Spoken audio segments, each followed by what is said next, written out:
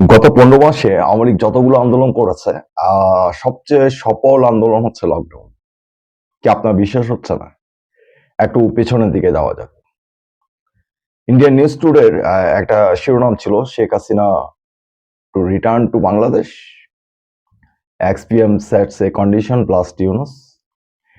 এই সংবাদটি যারা পড়েছেন তারা ইতিমধ্যে জেনে গেছেন যে একটা কন্ডিশন কিন্তু তৈরি হচ্ছে। তো সময় বলে দেবে সে কন্ডিশনটা আসলে কি হতে যাচ্ছে। আমি কেন সফল আন্দোলন বলছি লকডাউনকে? আপনি যদি দেখেন, আওয়ামী লীগের লকডাউন ঘোষণার পর থেকেই কিন্তু বাংলাদেশ আওয়ামী লীগের যে নেতাকর্মী ছিল তারা কিন্তু উজ্জীবিত হতে শুরু করেছে। এবং মাত্র ১৫ মাসে ইউনূসের যে সরকার, যারা জঙ্গি অভ্যুত্থানের মাধ্যমে ক্ষমতায় এসেছিল, তারা তাদের কিন্তু পতনের যে ঘন্টা সেটা লকডাউনের মাধ্যমে বাজতে শুরু করেছে। কিন্তু কিভাবে? আপনি ভাবছেন না? বাংলাদেশে বর্তমানে যে যুদ্ধটা চলছে এটা কিন্তু এখন আর হাসিনা এবং ইউনূসের যুদ্ধের মতো সীমাবদ্ধ নেই। আপনি যদি দিল্লিতে যে ভয়াবহ বোমা বিস্ফোরণ হচ্ছে যদি সেটা দেখেন তাহলে আপনি দেখবেন সেখানে অসংখ্য দেশের নাম আসছে, তুরস্ক, আজারবাইজান, বাংলাদেশ, পাকিস্তান। কেন আসছে? এবং সেই বিস্ফোরণ কাণ্ডে যারা জড়িত হয়েছেন, জড়িত ছিলেন এবং যারা পরিকল্পনা করেছেন তাদের সাথে বাংলাদেশের একটা সম্পর্ক, এটা কিন্তু ভারতীয় মিডিয়া সহ বিশ্ব মিডিয়া আসতে শুরু করেছে। তো আপনাকে বুঝতে হবে যে যতদিন যাচ্ছে পরিস্থিতি কিন্তু জটিল থেকে জটিলতর হবে। এখন আপনি আপনাকে প্রশ্ন করুন, ইউনূস কি বাংলাদেশের জন্য অভিশাপ হয়ে এসেছিলেন না আশীর্বাদ হয়ে এসেছিলেন? আমার কাছে যেটা মনে হয়, ইউনূসের সামনে খুব সুন্দর একটা সুযোগ ছিল নিজেকে প্রমাণ করার, কিন্তু ইউনূস ব্যর্থ হয়েছেন। ১৯৯৩ সাল থেকে আমার দল নামক রাজনৈতিক দল গঠন করার মাধ্যমে ইউনূস স্বপ্ন দেখছিলেন বাংলাদেশের প্রধানমন্ত্রী হওয়ার, বাংলাদেশের প্রেসিডেন্ট হওয়ার। এরপরে তিনি ২০০৬-৭ সালে নাগরিক শক্তি করেছেন। তিনি স্বপ্ন দেখেছেন ২৪ সালে একটা জঙ্গি অভ্যুত্থান করেছেন, হাজার হাজার ঘরবাড়ি জ্বালিয়ে দিয়েছেন, প্রায় ৩,২০০ পুলিশ কর্মকর্তাকে হত্যা করেছেন। তিনি ক্ষমতা দখল করেছেন। অনেকটা ২০০৭ সালে আপনার মনিউ আহমেদ এবং ফখরুদ্দিন সরকারের কথা আপনাদের মনে আছে? একই কায়দায় ইউনূস বাংলাদেশে -2 ফর্মুলা করতে চেয়েছিলেন এবং একই কায়দায় ওয়াকারকে দিয়ে ইউনূস বাংলাদেশের রাষ্ট্র ক্ষমতা দখল করেছেন। কিন্তু ইউনূস নিজেকে প্রমাণ করতে ব্যর্থ হয়েছেন। গত ১৬ বছর ধরে যারা শেখ হাসিনার শাসন থেকে মুক্তি চাচ্ছিলেন, যারা বলছিলেন যে একটা নিরপেক্ষ তত্ত্বাবধায়ক সরকারের অধীনে একটা ইনক্লুসিভ নির্বাচনের জাতীয় কিছু একটা, তারা ইতিমধ্যে বুঝে গেছেন যে ইউনূসের অধীনে বাংলাদেশে কোনো সুষ্ঠু নির্বাচন হবে না এবং আ ফেব্রুয়ারি যে নির্বাচনের মূলা দেখাচ্ছে সেটাও আসলে সম্ভব না। আসলে ইউনূস কি ভাবছেন? আমি যেটা দেখি সেটা হচ্ছে ইউনূস ক্ষমতা দখলের পর থেকেই কিন্তু একটা জিনিস স্পষ্ট হয়ে গেছে। তিনি পাকিস্তান এবং আমেরিকার গোলামি করছেন। কিছুদিন পর, পর পাকিস্তানের সেনাপ্রধানরা বাংলাদেশে এসে ঘুরে যাচ্ছে। কিছুদিন পর, পর আমেরিকান সামরিক বাহিনীর কর্মকর্তারা, জোসেফ বায়ুলদের মতো লোকরা বাংলাদেশে এসে ঘুরে যাচ্ছে। নিকোলাসদের মতো লোকরা এসে বাংলাদেশ সেনাবাহিনীকে কি দিচ্ছে? এগুলো ভাবার চেষ্টা করেন। আজকের এই কথাটা বা আজকের এই কথাগুলো এই কারণে আসছে। কারণ বাংলাদেশ একটা গভীর সংকটময় মুহূর্ত পার করছে। ইউনূস গত ১৫ মাসে নিজেকে সফল প্রমাণ করতে পারেননি। ইউনূস নিজেকে প্রমাণ করতে পারেননি কেন তিনি শেখ হাসিনা থেকে বেটার। তিনি বেটার হতে পারেননি। আপনি নিজেকে প্রশ্ন করেন না ইউনূস গত ১৫ মাসে আসলে কি করেছেন? তিনি কি শেখ হাসিনা সরকারের চেয়ে বেশি বিনিয়োগ বাংলাদেশে আনতে পেরেছিলেন? আমরা পত্র-পত্রিকার মাধ্যমে জেনেছি ৬১% বিনিয়োগ কমে গেছে। এটা কি ইউনূসের ব্যর্থতা না? ৩৫০ থেকে ৪০০ কলকারখানা বন্ধ হয়ে গেছে। এটা কি ইউনূসের ব্যর্থতা নয়? ইউনূস কি নিজের ব্যর্থতা স্বীকার করছে?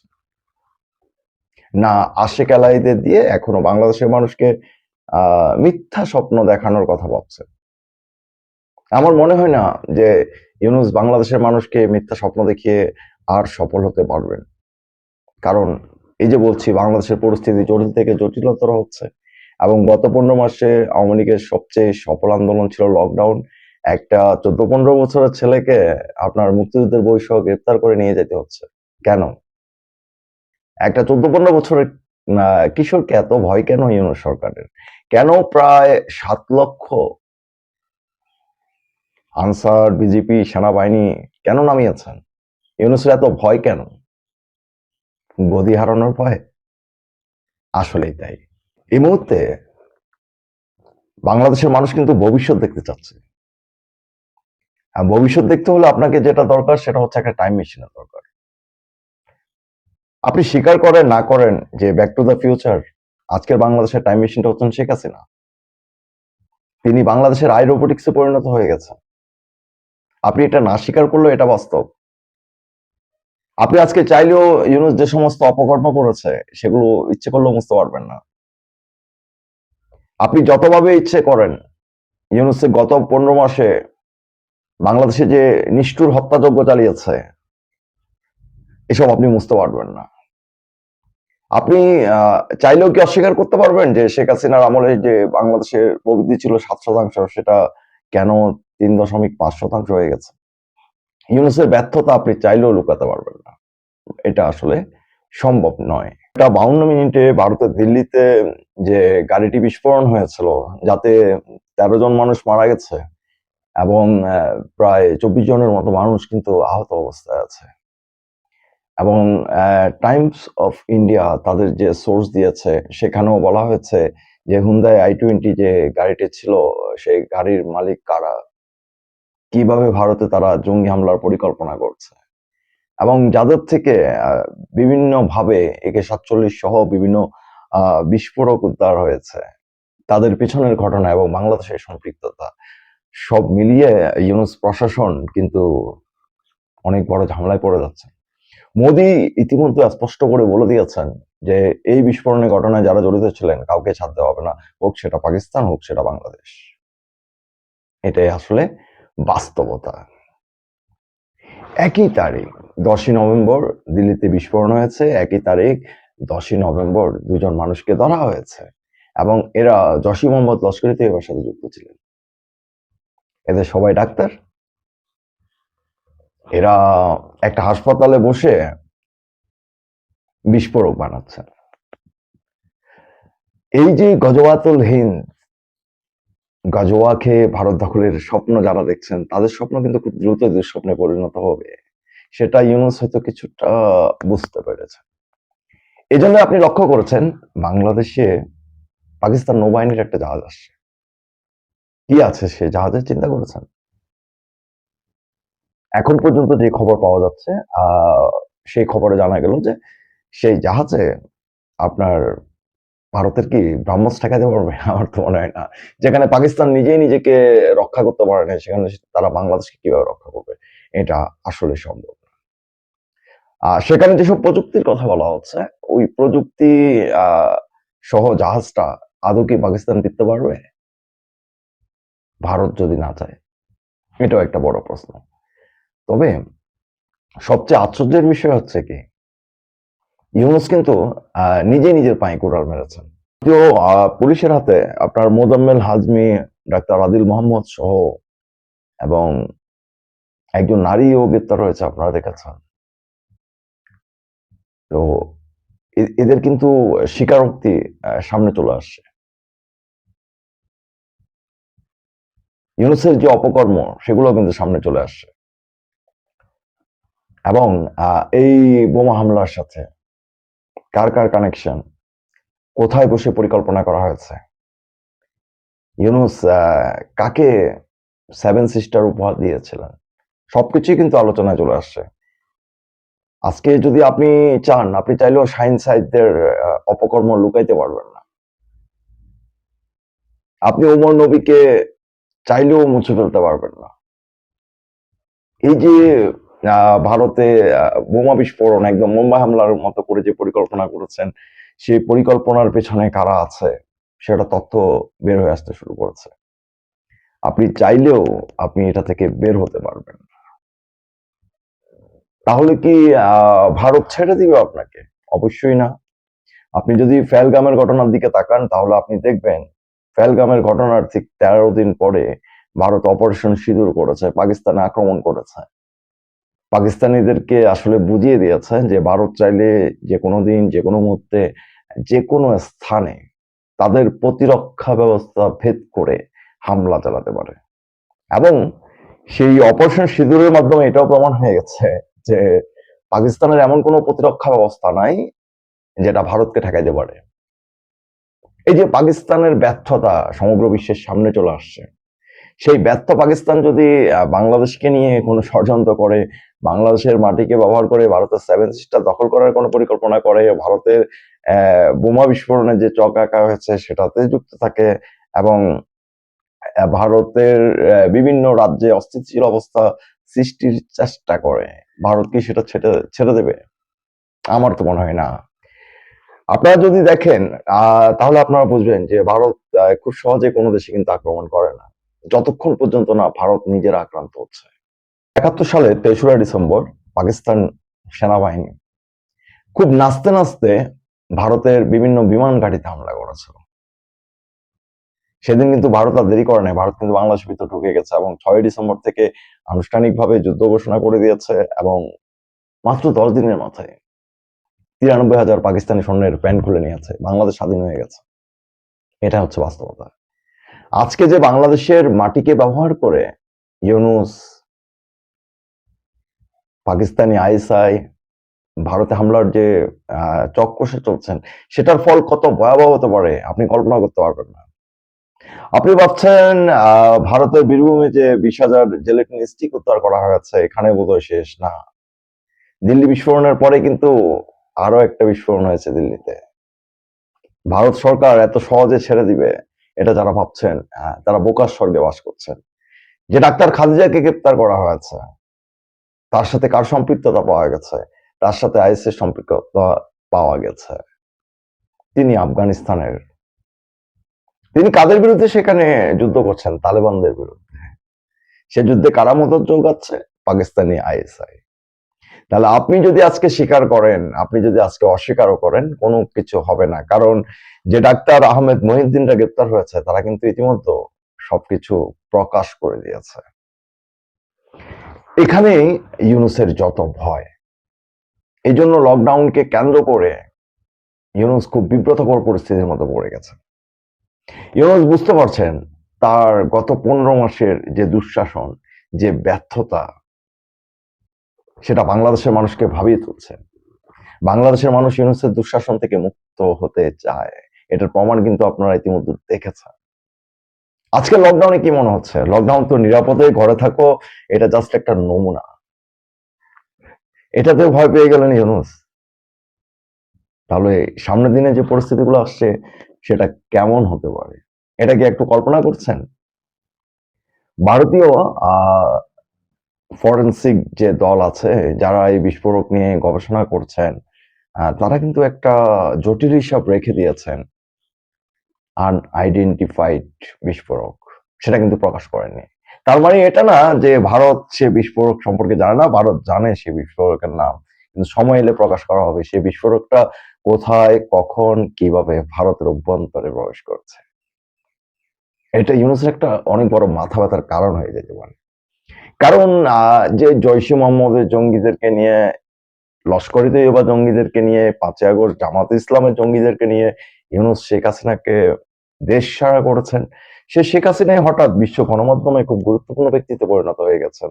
আমরা সেখানে দেখলাম যে দ্য ইন্ডিপেন্ডেন্ট এর মতো পত্রিকা, রয়টার্স এর মতো পত্রিকা, এএফপির মতো পত্রিকায় শেখ হাসিনার সাক্ষাৎকার আসছে। সিএনএন আজ সকালে দেখলাম যে শেখ হাসিনাকে নিয়ে একটা গবেষণাধর্মী তথ্য উপস্থাপন করেছে, যেখানে বিশ্বের বিভিন্ন দল, বিশ্বের বিভিন্ন দেশ, আন্তর্জাতিক গণমাধ্যম থেকে শুরু করে আন্তর্জাতিক বিশ্লেষকরা সবাই ইউনূসের উপর আস্থা হারিয়ে ফেলছে।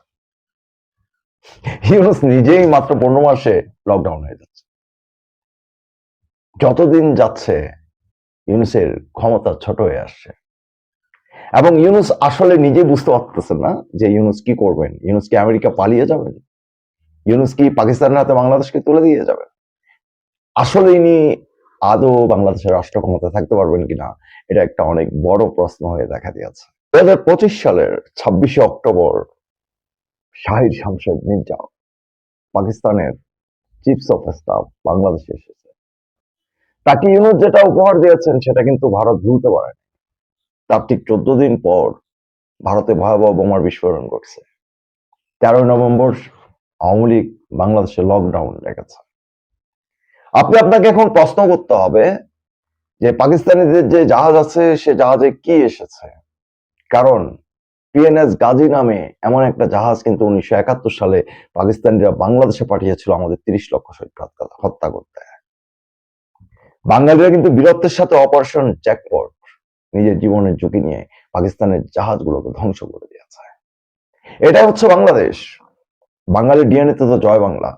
বাঙালি 1971 সালেও পাকিস্তানের আধিপত্য মেনে নেয় নাই, আজকেও মেনে নিবে না। এটা হচ্ছে বাংলাদেশের বাস্তবতা। এখানে যদি ইউনূস সহ পাকিস্তান, আমেরিকা বসে বাংলাদেশ ধ্বংসের কোনো পরিকল্পনা করে, সেটাও তো বাংলাদেশ আওয়ামী লীগ মেনে নিবে না। তার মানে হচ্ছে যে লকডাউন কর্মসূচি দিয়েছে সে লকডাউন কর্মসূচি চলতে থাকবে এবং যতদিন যাবে ইউনূসের যে ক্ষমতার খুঁটিগুলো আছে সেগুলো একটা একটা করে সরে যাবে। কারণ বাংলাদেশের জনগণ ইতিমধ্যে প্রশ্ন করতে শুরু করেছে যে ইউনূস গত 15 মাসে বাংলাদেশের জন্য কি করেছেন, কেন লক্ষ লক্ষ শিক্ষকরা আজকে রাস্তায় নামতে বাধ্য হচ্ছেন, কেন শ্রমিকদের পেটে লাথি মারা হয়েছে, কেন কৃষকরা সার পাচ্ছেন না, কেন বাংলাদেশের 30 লাখ মানুষ দারিদ্র সীমার নিচে চলে গেছেন, কেন ইউনূসের জামাত শিবির গেস্টাপো বাহিনী মানুষকে হত্যা করে করে লাশ নদীতে ফেলে দিচ্ছে, কেন সংখ্যালঘু সম্প্রদায়ের ব্যবসা প্রতিষ্ঠানে অগ্নিসংযোগ করা হয়েছে, তাদেরকে হত্যা করা হয়েছে, তাদেরকে দেশ ছাড়া করা হয়েছে, কেন পার্বত্য চট্টগ্রামের পরিস্থিতি উত্তপ্ত করে দেওয়া হয়েছে, এসব প্রশ্ন কিন্তু উঠতে শুরু করেছে। 2 কোটির মতো সংখ্যালঘু সম্প্রদায়ের বাংলাদেশের মানুষ আছেন, তারা কিন্তু ইউনূস সরকার তিনি যে ব্যর্থ, তিনি যে স্বৈরাচার, তিনি যে অপশাসন করছেন, তিনি যে মানুষকে নির্যাতন করছেন, হত্যা করছেন, বাংলাদেশের মানুষ তারা কিন্তু বুঝতে শুরু করে দিয়েছে। আজ নয়তো কাল বাংলাদেশের মানুষ তো রাস্তায় নামতেই হতো। আজকে না নামলে কালকে নামবে, কালকে না নামলে পরশু নামবে, কিন্তু ইউনূসের পতন না হওয়া পর্যন্ত কিন্তু এই লকডাউন চলতে থাকবে। আর যেটা আসছে দিল্লি বিস্ফোরণের বিষয়, সেটা হচ্ছে আরেকটি দেশের অভ্যন্তরীণ বিষয়। তারা সিদ্ধান্ত নিবে যে বাংলাদেশের ভূমিকে ব্যবহার করে, বাংলাদেশের জঙ্গি সংগঠনগুলোকে ব্যবহার করে ভারতের অভ্যন্তরে যে ভয়াবহ পরিস্থিতির সৃষ্টি করা হয়েছে সেই জঙ্গি সংগঠনগুলোকে কিভাবে মোকাবেলা করবে, কিভাবে তাদের বিরুদ্ধে অ্যাকশনে যাবে এবং তাদের সাথে যে ইউনূসের সম্পৃক্ততা, জামাতের সম্পৃক্ততা এবং পাকিস্তানের সেনাবাহিনীর সম্পৃক্ততা সব মিলিয়ে লস্কর-ই তৈয়বার এক কমান্ডার সাইফুল্লাহ সাইফ, যিনি স্পষ্টভাবে বলে দিয়েছেন কিভাবে পাকিস্তানের যে সেনাবাহিনী আছে এবং বাংলাদেশের সেনাবাহিনী আছে কিভাবে জিহাদি কায়দায় 7 সিস্টার দখলের পরিকল্পনা চলছে, কিভাবে তাদের এক নেতা বাংলাদেশে এসেছেন, কি করেছেন, কার সাথে দেখা করেছেন, কোথায় গিয়েছেন, বাংলাদেশ সেনাবাহিনীর কর্মকর্তাদের সাথে পাকিস্তানের কোন কোন সেনা অফিসারের বৈঠক হয়েছে, সবকিছুই কিন্তু আজ নয়তো কাল জনসম্মুখে আসতে চলেছে। এখন সেই অপারেশন জ্যাকপটের মতো ইউনূস তিনি ভীত আছেন অপারেশন লকডাউনে। আমি যদি বলি যে এই লকডাউনটা বাংলাদেশের মানুষকে কেন স্বপ্ন দেখাচ্ছে, দেখেন আপনি যদি স্পষ্ট করে দেখেন তাহলে আপনি দেখবেন যে বাংলাদেশে গত 15 মাসে বাংলাদেশের অর্থনৈতিক মেরুদণ্ড ধ্বংস করে দেওয়া হয়েছে এবং যে জামাত ইসলামের উপর ভরসা করে ইউনূস বাংলাদেশের রাষ্ট্র ক্ষমতায় এসেছেন, সেই জামাত ইসলাম কিন্তু গত 15 মাস ধরে বাংলাদেশে অব্যাহতভাবে গণহত্যা চালাচ্ছে। আপনাকে এটা জেনোসাইড বলতেই হবে, কারণ জাতিসংঘের তথ্য মতে ইতিমধ্যে 1,59,000 মানুষ তারা বাংলাদেশ ছেড়ে দিতে বাধ্য হয়েছেন। বাস্তবে যদি আপনি চিন্তা করেন এই সংখ্যাটা 8 থেকে 10 লাখের মতো। বাংলাদেশ আওয়ামী লীগের যেখানে 60% নেতাকর্মী বাংলাদেশের বাইরে অবস্থান করছেন, এরপরও একটা লকডাউনে ইউনূস সরকার কেঁপে উঠলেন কেন? কারণ ইউনূসের যে ভেতরের শক্তিটা আছে সেই শক্তিটা দিন দিন দুর্বল হয়ে যাচ্ছে। জামাতের প্রতি বাংলাদেশের মানুষ আস্থা এবং বিশ্বাস হারিয়ে ফেলছে। জামাতের যে সমস্ত জঙ্গি কার্যক্রম, ইসলামী ছাত্র শিবিরের যে সমস্ত হত্যা, সন্ত্রাস এবং নৈরাজ্য শিক্ষা প্রতিষ্ঠানগুলোতে চলছে, তাতে অভিভাবকরা আতঙ্কে আছেন। বাংলাদেশের মানুষ জামাত শিবিরের সন্ত্রাসে আতঙ্কিত। বাংলাদেশের মিডিয়ার দিকে যদি আপনি তাকান তাহলে দেখবেন যে সাংবাদিকরা আতঙ্কিত, কারণ বিভিন্ন মিডিয়া অফিসে ইসলামী ছাত্র শিবিরের জঙ্গিরা তারা দখল করে নিয়েছে। আপনি যদি দেখেন বাংলাদেশের শিক্ষা প্রতিষ্ঠান, তাহলে আপনি দেখবেন বাংলাদেশের শিক্ষা প্রতিষ্ঠানগুলোকে ধ্বংস করে দেওয়া হয়েছে। এভাবে তো একজন অভিভাবক যিনি তার সন্তানকে কলেজে পাঠাচ্ছেন, স্কুলে পাঠাচ্ছেন অথবা বিশ্ববিদ্যালয়ে পাঠাচ্ছেন মানুষ হওয়ার জন্য, তিনি আতঙ্কিত, কারণ তার এই সন্তানকে জামাত শিবিরের সন্ত্রাসীরা জঙ্গি বানাবে। যেভাবে ডাক্তারদের মতো মানুষ ভারতের দিল্লিতে ভয়াবহ বোমা বিস্ফোরণের সাথে জড়িত হয়ে গেছেন। অনেকে এটাও জানেন যে ওসামা বিন লাদেন, যাকে আমেরিকা সৃষ্টি করেছিল, সে ওসামা বিন লাদেন তিনিও কিন্তু একজন সিভিল ইঞ্জিনিয়ার ছিলেন এবং তিনি টুইন টাওয়ার হামলা করেছেন। তারপরে ওসামা বিন লাদেনের কি পরিণতি হয়েছে সেটা কিন্তু সারা বিশ্ব দেখেছে। এবং আজকের বাংলাদেশের ছোট ছোট তরুণরাও জানে যে 1988 সালে আল কায়দা, 90 তালেবান, আজকের যে জৈশে মোহাম্মদ, লস্করে তৈয়বা, এইসব কিছু পাকিস্তানি আইএসআই কে দিয়ে আমেরিকা সৃষ্টি করেছে।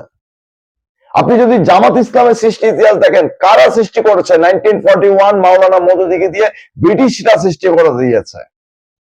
তা ব্রিটিশরা যে জামাত ইসলাম নামক ভাইরাস সৃষ্টি করে দিয়েছে, সেই জামাত ইসলাম ভাইরাসের কাছে কি বাংলাদেশের মানুষ আত্মসমর্পণ করবে? অবশ্যই নয়। কারণ 1971 সালেও এই জামাত ইসলাম তারা কিন্তু প্রচার করেছিল, আওয়ামী লীগকে বলেছিল ভারতের দালাল। যারা মুক্তিযুদ্ধ করছিল তাদেরকে বলছিল ভারতের দালাল, তাদেরকে বলছিল কাফের। 70-এর নির্বাচনে তো অনেক প্রচারণা চালিয়েছে যে জামাতকে ভোট না দিলে দেশে ইসলাম থাকবে না, ইসলাম ধ্বংস হয়ে যাবে, কিন্তু বাংলাদেশের মানুষ জামাত ইসলামকে একটা আসনও দেয় নাই। আপনি যদি সর্বশেষ 2008 সালের নির্বাচনের দিকে তাকান, আপনি দেখবেন জামাতে ইসলাম মাত্র 2টা আসন পেয়েছে। বাংলাদেশের জামাত ইসলাম যত জঙ্গি কায়দায়, যত মেটিকুলাস ডিজাইন, যত কিছুই করুক, তারা কোনোদিন সফল হতে পারবে না। কারণ যত কিছুই করেন, বাঙালির ডিএনএ হচ্ছে বাংলাদেশ। তারা পাকিস্তান জিন্দাবাদ বানানো ছাড়া গত 15 মাসে আর কোনো কিছুই করতে পারে নাই এবং পারবেও না। এটা বাংলাদেশের মানুষের কাছে স্পষ্ট হয়ে গেছে। অপরদিকে আপনি যদি বিএনপির দিকে তাকান, আপনি দেখবেন যে তারা গত 15 মাসে চাঁদাবাজি ছাড়া আর কোনো কিছুই করতে পারতেছে না, এবং তাদের নাম দিয়ে দিয়েছে যে টেম্পো স্ট্যান্ডের চাঁদাবাজ। তাহলে আপনি বলেন যে টেম্পো স্ট্যান্ডের চাঁদাবাজ আর স্বাধীনতা বিরোধী জামাত, তাদের পক্ষে কি আগামীতে কোনো ইলেকশন করা সম্ভব? আমার তো মনে হয় না। আরো একটা বিষয় আছে, সেটা হচ্ছে জামাত এবং বিএনপি তারা দুজনে কিন্তু ক্ষমতার জন্য পাগল হয়ে গেছে। আপনি যদি লক্ষ্য করেন, এই যে গণতন্ত্রের কথা বলছে, বিএনপি কি করছে? বিএনপি তারেক জিয়া লন্ডনে বসে ইতিমধ্যেই কিন্তু মনোনয়ন বাণিজ্য, আমরা যেটাকে বলি, অর্থাৎ ধানের শীষ নাও, 100 কোটি টাকা দাও, শুরু হয়ে গেছে সিলেক্টেড গণতন্ত্র। অর্থাৎ যারা নিজেরাই নিজেদের প্রার্থী নির্বাচন করে দিচ্ছে যে অমুককে আমি ধানের শীষ দিয়ে দিলাম, তাকে ভোট দিয়ে দাও, এমপি বানায় দাও, পার্লামেন্টে পাঠায় দাও, আমি তারেক জিয়া লন্ডন থেকে চলে আসবো বাংলাদেশ শাসন করতে, আরেকটা হাওয়া ভবন খুলতে। মানুষ কি এতই বোকা? মানুষ এত বোকা না বাংলাদেশে। আপনি যে আজকে 14-15 বছরের একটা কিশোরকে দেখছেন যে মুক্তিযুদ্ধের বইকে নিয়ে গ্রেপ্তার হচ্ছে, এবং সে কিন্তু হাতের আঙ্গুল উঁচিয়ে বলছে যে বিজয় আমাদের নিশ্চিত। তার মানে কি? তার মানে হচ্ছে বাংলাদেশের 17 কোটি মানুষের দরজায় কিন্তু কড়া নাড়তে শুরু করেছে বিজয় বিজয়। এই বিজয়টা খুব দ্রুতই আসবে। কারণটা হচ্ছে, ওই যে বললাম, বাংলাদেশের মানুষ ইউনূসের যে ব্যর্থতা, ইউনূসের যে দুঃশাসন, সেগুলা বুঝে গিয়েছে। ইউনূস বাংলাদেশের জন্য কোয়ালিফাইড নয়।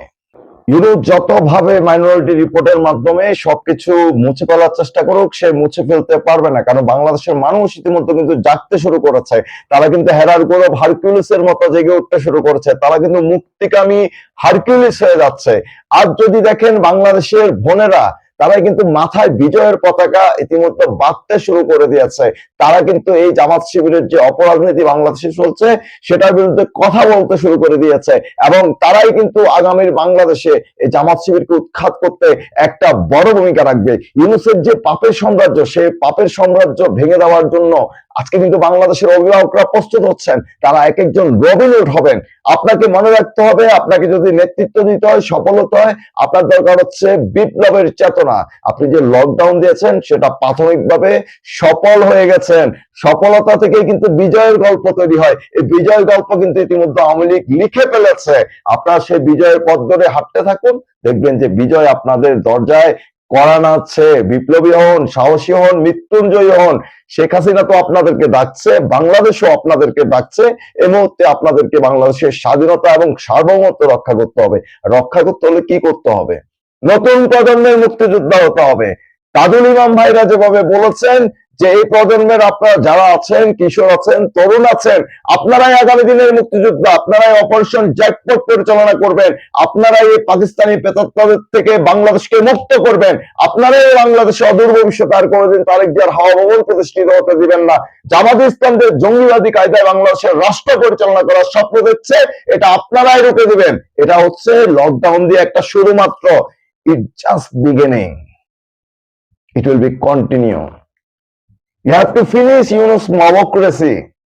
ইউনূস যেভাবে মানুষ হত্যা করছে, লাশ নদীতে ফেলে দিচ্ছে, কারাগারের ভিতর মানুষ হত্যা করছে, তোমাদের সম্পদ জ্বালিয়ে দিয়েছে, ঘরবাড়ি পুড়িয়ে দিয়েছে, ব্যবসা প্রতিষ্ঠান দখল করে নিয়েছে, তোমাদেরকে ওয়েক আপ কল দিয়েছেন শেখ হাসিনা। তোমরা জেগে উঠতে হবে।